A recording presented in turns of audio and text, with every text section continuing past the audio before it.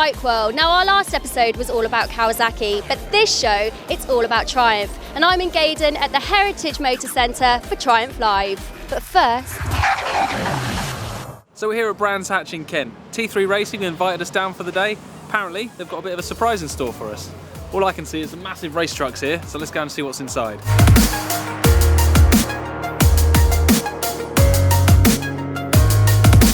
So when we got in the garage, this is what they had in store for us. They had all 4 of the bikes that T3 Racing put out in the support classes to the BSB Championship. So starting at the beginning, we got Jesse James Jones.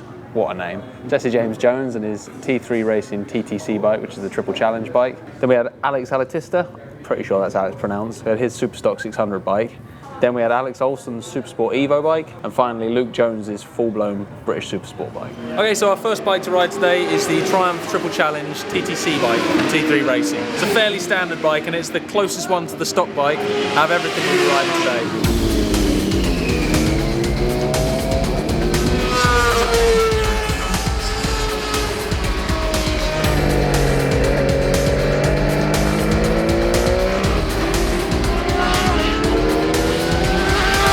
So next up, we're going to ride the Superstock 600 bike. Okay, this is like a slightly hopped up version of the T3 bike which we rode first. You can change a few bits and pieces on these. They've got full exhaust systems on. You can change all the fork internals. The rear shocks are different, but they're still pretty damn close to the standard bike. This one's about 137 horsepower, so it's a quick old thing.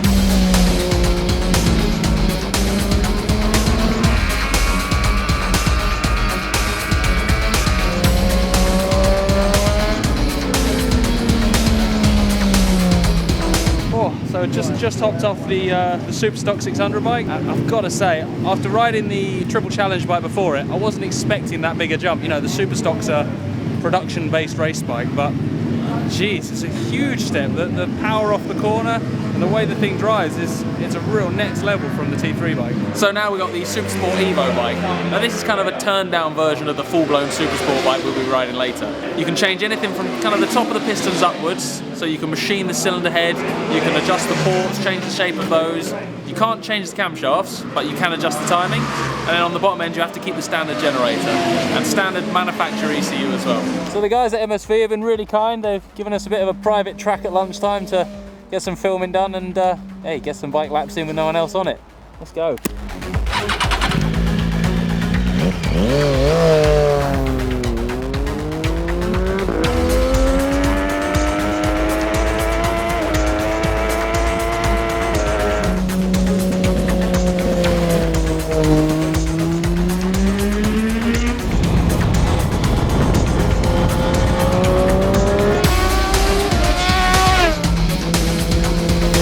Okay, so this is the bike I've been waiting to ride all day long. This is the full-blown, full-bore British Supersport race bike, Luke Jones's one. Now this one has got the most power here. It's actually a year older than the other ones. This is the older version of the Triumph 675, but with the modifications it's got to it, it's by far the quickest.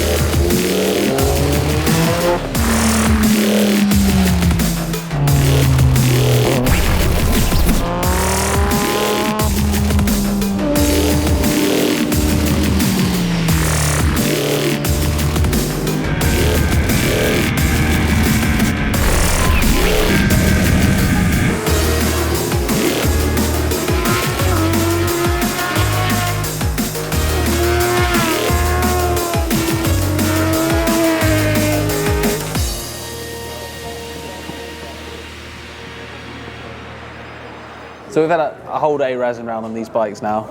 It's been a fantastic day, you know.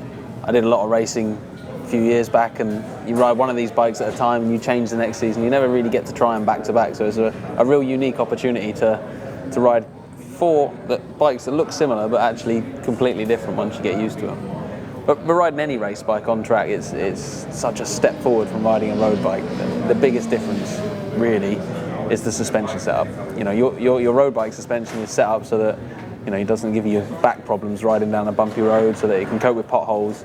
And when you've got something that has not only had the suspension revalved and set up just for track, it's the development that's gone into it. It's not just a man that's bolted on a thing and made it better. You know, these have had, you know, full season plus all the pre-season testing of constant development, fine-tuning to get a real good base setting, so that the bikes, you know, are so planted on track. When you go into a corner, you can brake so much later and so much harder than you would on a road bike, because you've got the support from the springs, the support from the suspension. It doesn't want to bottom out and push wide all the time. The thing's sat nicely in the stroke. When you come off the brakes, because the geometry is so much more aggressive with the race bikes, give or take, they'll just race into an apex. And you know, on a road bike where you can sometimes feel them bouncing and moving around out of shape, I'm talking about the 675 here, and again, only when you're really, really pushing it. On the race bikes, you can be so aggressive with them, and they're planted the whole time. They just fire into an apex. You know, first few laps out there, I found myself crashing into the inside curb because I wasn't expecting the bike to turn that well.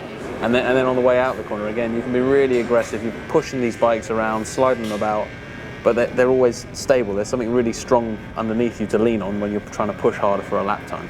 TTC bike was one that surprised me the most today, actually. You know, essentially, as I said earlier, it's not a massively tuned up bike. It's a road bike with some suspension work and race body work. You know, that is the whole ethos of that formula, is to keep the cost down.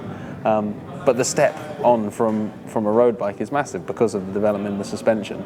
You do start to find a limit when you're trying to push for a lap time. You get frustrated in places when you're between gears, or you know, second gear's too low for a corner, but third gear is too high for a corner, so you can't get off the apex. So you feel yourself making compromises in your riding as you go around. Stepping up from the TTC bike onto the Superstock bike, that was definitely the biggest surprise today. Well, I didn't think the Superstock bike was going to be much quicker. I mean, all you're allowed to do is change the head gasket in terms of engine tuning, and remap them with a power commander, or you know, like a fueling controller. But the step on was a massive, the mid-range power, the way it drives off the apex of the corner, it really, really impressed me, and almost caught me out a couple of times after the TTC bike. It made the TTC bike feel slow. Alex Olsen's Evo bike is the new model 675.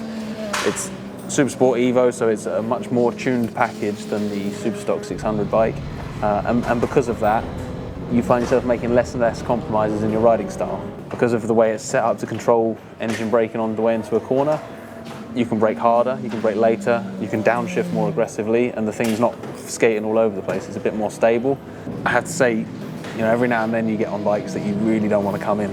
You don't want to stop riding, and every checkered flag at the end of a session, you're cursing. And this Supersport Evo bike was definitely like that. I just wanted to go round and round and round and round and round. Instantly put my race head back on, instantly made me want to take up racing again, instantly made me want to kidnap Alex Olsen, lock him in the back of his van, and you know, dress up in his leathers and steal his race career, because it's just such a fantastic bike to ride, and the harder you push it, the better it feels. It was a real good experience. And finally we get to the Supersport bike. Again, a little step on further from the Evo bike. It's a bit less of a jump because, again, Luke's on the older bike, so it felt odd because of the riding position. It had a skinny seat, you know, the bars in it slightly, so it was a bit of a odd comparison to the Supersport Evo bike. But the bit that impressed me, again, because the Supersport bike is allowed to use the Motec ECU, you get a few extra clever systems that just help you out. And one of the ones that I liked the most was the air bleed system, which essentially means that when you snap the throttle shut and dump it down the gears, the ECU actually opens the throttle fractionally, not to accelerate you, but to stop the engine braking at the rear wheel. You could do it manually, but you've got enough to think about on the way into a corner. And it was incredible. Coming down Paddock Hill into Druids, up there it's from fourth back to second on the Supersport bike, and I didn't have to grip the throttle, I didn't have to ease the clutch out. I literally went up the hill, bang bang, down 2 gears, dumped the clutch, turned it. No shakes, no slides, the bike just sorts itself out, and you're in the corner. It improves your lap times because you can then push and you can focus on your braking and your steering and all the important aspects of riding without having to worry about what the rear wheel's up to behind you. Best day at work ever. What a cracking day that was. I mean, the opportunity to ride these bikes, I've got to give a massive thank you to the guys at T3 Racing for sorting it out. And, you know, Tony Scott, T3 Racing, they're the ones who organise this, but my biggest thanks goes to the riders. You know, I know what it takes to put these bikes into a race. I know how much effort they've got in them. And I know their whole lives are wrapped up in these bikes. So to trust me to come and thrash them around a circuit, that's pretty brave of them, and I'm really grateful for that. MSV track days, as always, has been fantastic. They're always a real well-organised track day, which is kind of why we picked them. But today they've sorted us out, giving us plenty of time on track to get out and get this testing done on these bikes.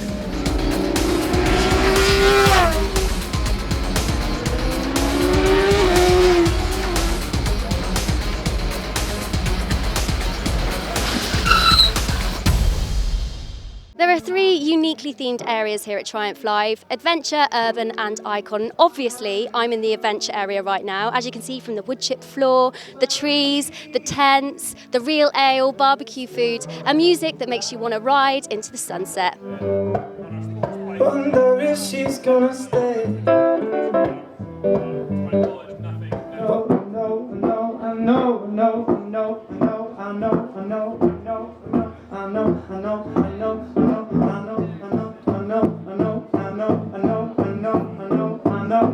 This is the urban area featuring Triumph's entire urban range. There's more live music and street performers, so why not sit on a speed triple and watch the graffiti artist work his magic.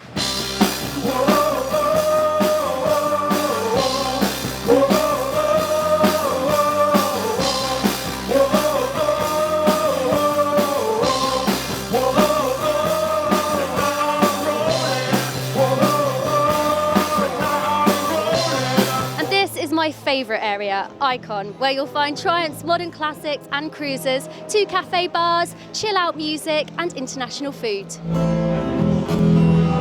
the fire in your eyes, smell the fear, hear the lies. I can see the devil in you.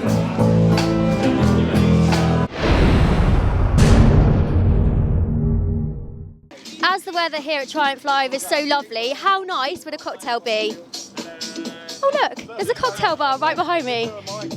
Excuse me, please can I have a non-alcoholic cocktail? Yeah. Your best. Oh, so the orange liqueur again, the blue. Are we good? 20 all together, guys.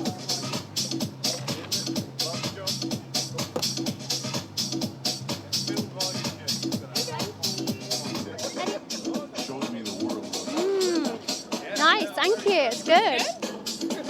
The perfect motorbike comparing duo are here at Triumph Live, Jamie Whitham and Steve Parish. It's nice to meet you guys.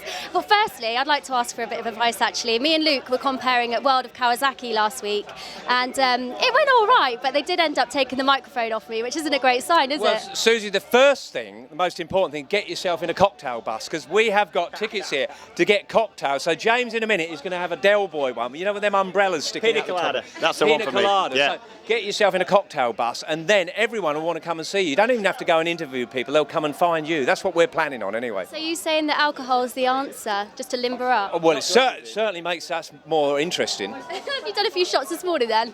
No, don't be silly. No more than normal. 12 o'clock? No. We wait until at least 1 o'clock before we start. We've been working very hard this morning at this amazing event.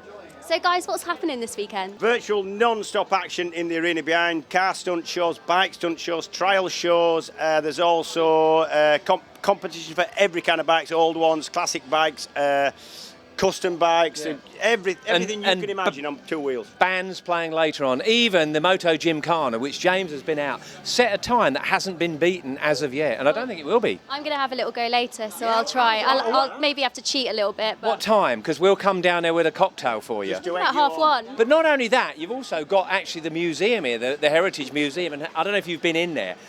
I had forgotten how many great cars and poor cars we made. I've owned some of those poor ones. You've had a lot of them in there. You've still got. I still drive around. But no, it's a terrific complex around here with everything you could ever imagine. You can ride bikes outside, you can go off-road, do everything you like. I've never been here before and I'm really enjoying it. Yeah, you mentioned the riding experiences there, and they're actually free of charge. Anyone can have a go, can't they, with a licence? I wouldn't have had a go on that Gymkhana thing if I'd have had to pay, I've got to say. They're all free of charge. Yeah, really good fun. And this place, with the weather we've got, you could come here, spend the whole day looking at something and doing something right until later on tonight without no problem whatsoever. Just a minute, excuse me, if you wouldn't mind, look at this. Oh my goodness, they look amazing. Can I have first pick? Yeah, you have first pick, because remember you're riding a bike later. Yeah. So what one do you want? I'm going to go for this one. Which is the most alcoholic? All of them. What is this? That is called gin punch, basically. Gin punch? With summer berries to it, okay. like raspberries. That does look a bit of you. Nice. That's a bit of this one. Is a bit That's Negroni.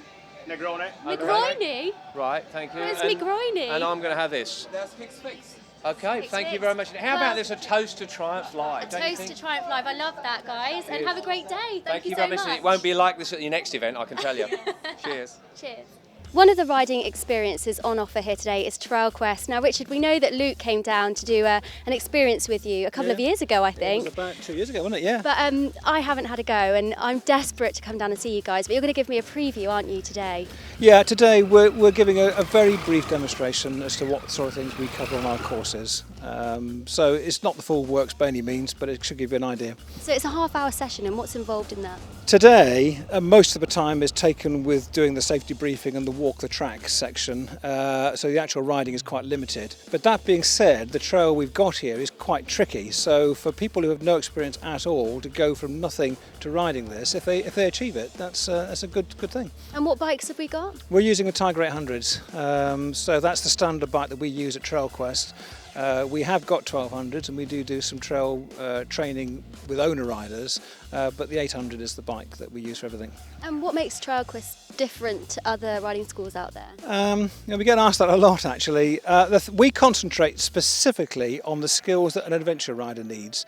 So although there are courses that offer sort of race rider training and all sorts of things like that, we cover the skills which are essential in our view to riding an adventure bike safely on a big trip on a whole variety of different surfaces. Finally, Richard, do I really have to walk the track because I'm so hot? I think I might let you off that one. I'll probably fall off now, won't I? Because I won't know what's coming.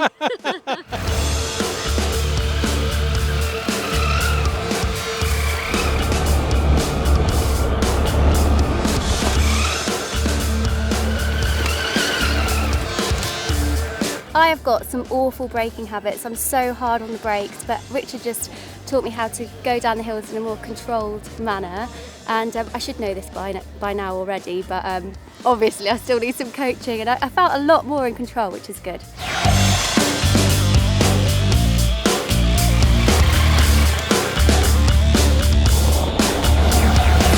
Yet another riding experience here at Triumph Live is Moto Gymkhana. Andrew, just give us a recap of what Moto Gymkhana is. Moto Gymkhana is a little bit like auto testing for motorcycles. It was invented in Japan in about 1975, and what you see here today is really a combination of what the Japanese have put together and how we Eurofied it. So Triumph have brought us here to prove that their bikes are as manoeuvrable and as handsome as they can be, and anyone can have a go, and it's for any bike. And it's time trials, isn't it? You've got to get around the cones as quickly, safely, smoothly as possible. Absolutely. Yeah, time trial, you're given 2 attacks in a competition to run the course as quickly as you can, without hitting a cone, without putting your foot down, and actually getting the course right, which is all a big challenge. It all part, it's like 3 stages to the competition. And I say the biggest thing is people just have a huge amount of fun. So I'm going to have a go at this. Absolutely. You've got a Bonneville, a Scrambler, and what else have you got? Street triple here. Street triple. Yeah. So I want the one that's going to get me around quickest. The quickest, well, yeah, that's up to you, unfortunately. But we'll put you on the Bonneville and see what happens. Okay, and have you got any top tips for getting around a bit smoother than everybody else? Relax, look where you're going, and I say try to keep the bike upright. No knees out. And no knees out. What you want to try and do is keep yourself as compact as possible. Your head is your heaviest part, so what you want to do if you want to take that turn is actually to get your head moving and looking where you want to go. As soon as you look where you want to go, the bike's going to turn there. Right, well, thank you, Andrew, and wish me luck. I'll try to. Yeah, you see all my fans have arrived to watch. Yes, you see, this is where you attract all these people.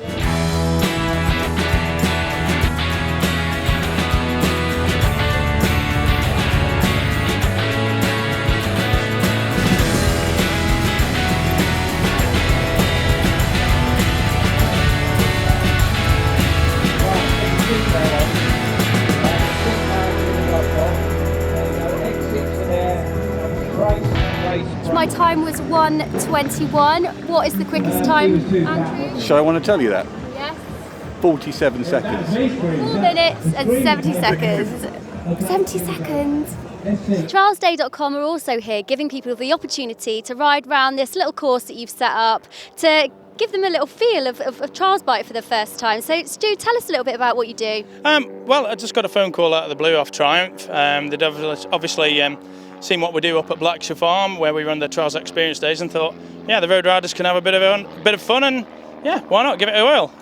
So I spoke to Gareth, and he said, oh, there's a pretty cool old go-kart track, and sort of give you it for the day. So we've set up some silly little bits of man-made stuff, and there's a pretty cool natural section as well down there, and yeah, folks are coming in the droves to have a go at trials. Okay, so where do we start? Well, it's all about the body positioning on trials bikes. You've got to have an imaginary barrel between your legs. So imagine there's a great big barrel. Okay. I'm being really serious. I'll try and imagine. Okay.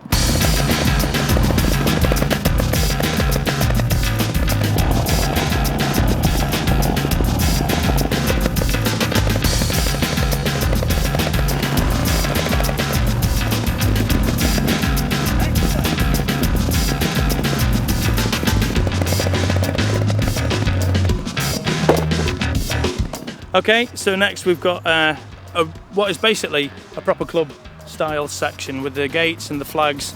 You'll see that the red flags are to the right of you and the blue to the left. It's a good day today. I mean, we've not, the people who come on here have never ridden trials before. We've actually only had 2 guys go through and actually clean the section all day. So there's your challenge.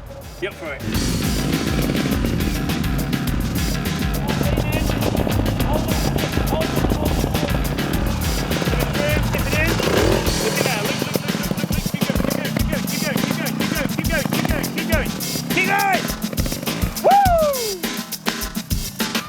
I did the final section. I know I didn't do it very well, but I did But it. for your first time ever on a trials part, I think you did good. I mean, yeah, you made a couple of mistakes before, but the beauty of trials, you learn from your mistakes. Just one more thing, Stu. Yeah. Can I go back over the seesaw? Yeah, absolutely. Is that right?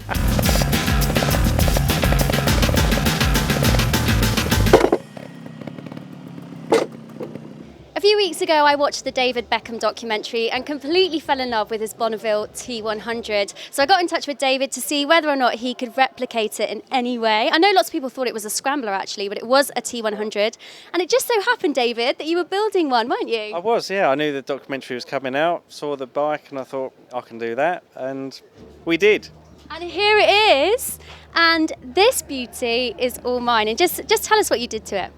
Well, it was already originally matte black. We changed the seat, did a different tail tidy, ceramic coat the Arrow exhaust, different handlebars, grips, removed the front mud guard, which actually makes a big difference. Now, a lot of people think he was a bit crazy going into the Amazon on a T100, but I think it's quite cool. So do I. I thought he came across really well. There's a lot of people that might sort of slag him off, but as a guy, he came across really well to me, so I've got a lot of time for him, and yeah. And his old styling, it wouldn't have been right on like a Tiger 800, would it? No, definitely not. He's not. I don't think he's the Tiger 800 type of guy, to be fair.